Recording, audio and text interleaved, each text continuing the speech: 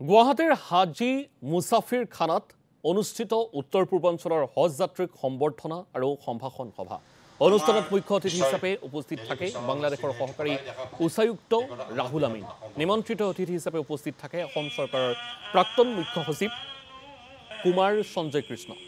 উপস্থিত থাকে ছয়গাঁও সমষ্টিৰ বিধায়ক ৰেকিবুদ্দিন আহমেদ। অনুষ্ঠানৰ লগতে সংগতি ৰাখি উন্মোচন কৰা হয় হায়া স্মৰণিকা লাবাইকা।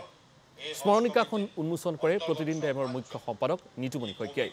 সভাত যাত্ৰীসকলৰ হজ যাত্ৰাৰ সময়ত কেনেদৰে সকলো কাম সম্পাদন কৰিব সেই ব্যাখ্যা আগবঢ়ায় হজ সমিতিৰ অধ্যক্ষ নেকিবুদ্দামানে।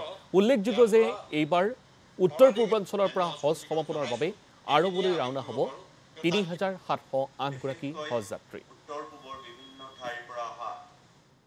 আমাৰ অসমত তথা উত্তৰ পূৰ্বাঞ্চল ৫খন ৰাজ্যৰ পৰা সম্পূৰ্ণ ৩,৮০৭জন হজযাত্ৰী পবিত্ৰ মক্কা চৰিফলৈ তেওঁলোকে যাত্ৰা কৰিব আৰু অহাকালি সন্ধিয়া ৬ বজাত আমাৰ ৩২৪জন হজযাত্ৰী পোনে পোনে জিদ্দালৈ যাব, তাৰপৰা মক্কাত যাব।